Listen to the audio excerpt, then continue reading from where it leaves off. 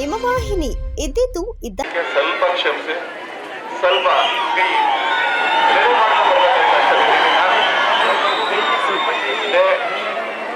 ಇಪ್ಪತ್ತಾರನೇ ತಾರೀಕು ಬರ್ತಿರೋ ಲೋಕಸಭಾ ಚುನಾವಣೆಯಲ್ಲಿ ಕಾಂಗ್ರೆಸ್ ಅಭ್ಯರ್ಥಿಯಾಗಿ ಸ್ಟಾರ್ ಚಂದ್ರು ಅವರು ನಿಂತಿದ್ದಾರೆ.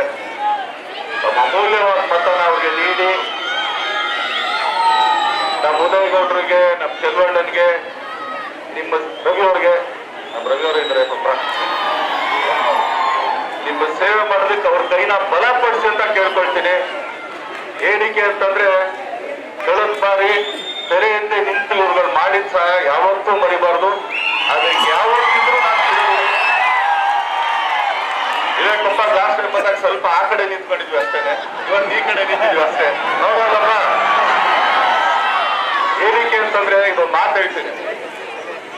ಒಬ್ಬ ಮಗನಿಗೆ ಆತ ನಿಂದೆ CM ಅಲ್ಲ, PM ಅಲ್ಲ, ನೀವು ಯಾವುದೇ ಭಗವಂತ ನಿಂತರೂ ಕೂಡ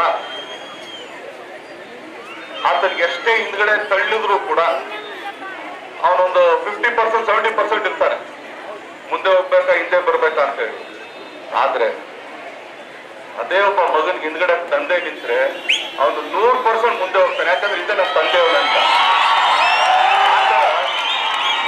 ಕಳೆದ ಬಾರಿ ನಮ್ಮ ಚುನಾವಣೆಯಲ್ಲಿ ಇವರೆಲ್ಲ ಹಿಂದೆ ನಿಂತು ನಮ್ಮನ್ನು ತಳ್ಳಿದಕ್ಕೆ ನಾವು ಇಲ್ಲಿವರೆಗೂ ಬಂದಿದ್ದಾನೆ. ಇಲ್ಲ ಅಂದ್ರೆ ಖಂಡಿತ ಇಲ್ಲ. ಅದು ತುಂಬಾ ಸಂತೋಷವಾಗಿ ಹೇಳ್ತೀನಿ. ಆ ಋಣ ತೀರ್ಸಕ್ಕೂ ಕೂಡ ಇದು 7 ಜನ ಎತ್ತು ಬಂದ್ರು ನನ್ನ ಕೈಲಾಗಲ್ಲ.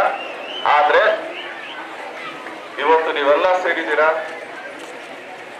ನಮ್ಮ ಗಾಡಿಗಾರ ಅಡಿಗೋರ್ಗಾಗ್ಬೋದು, ನಮ್ಮ ಉದಯಣ್ಣಂಗಾಗ್ಬೋದು, ಚೆಲ್ವಣ್ಣಂಗಾಗ್ಬೋದು, ಅವ್ರ ಕೈನ ಬಲಪಡಿಸೋದಕ್ಕೆ ನಮ್ಮ ಅಮೂಲ್ಯವಾದ ಮತನ ಸ್ಟಾರ್ ಚಂದ್ರು ಅವ್ರಿಗೆ ಹಾಕಿ ತಮ್ಮ ಸೇವೆ ಮಾಡೋ ಅವಕಾಶನ ಮಾಡಿಕೊಡೋದು ಎಲ್ಲರೂ ಸಲಹೆ ಮಾಡಿಕೊಡ್ತೀನಿ.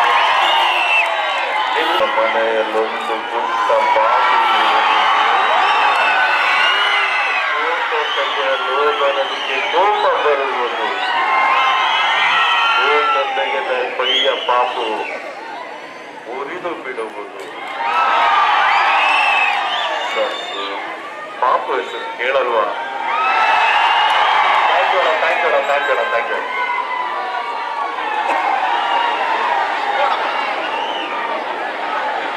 ಸುದ್ದಿ 3 ವಾಹಿನಿಯ ಹೆಚ್ಚಿನ ಮಾಹಿತಿಗಾಗಿ ಸಬ್ಸ್ಕ್ರೈಬ್ ಆಗಿ ಹಾಗೂ ಬೆಲ್ ಬಟನ್ ಒತ್ತಿ.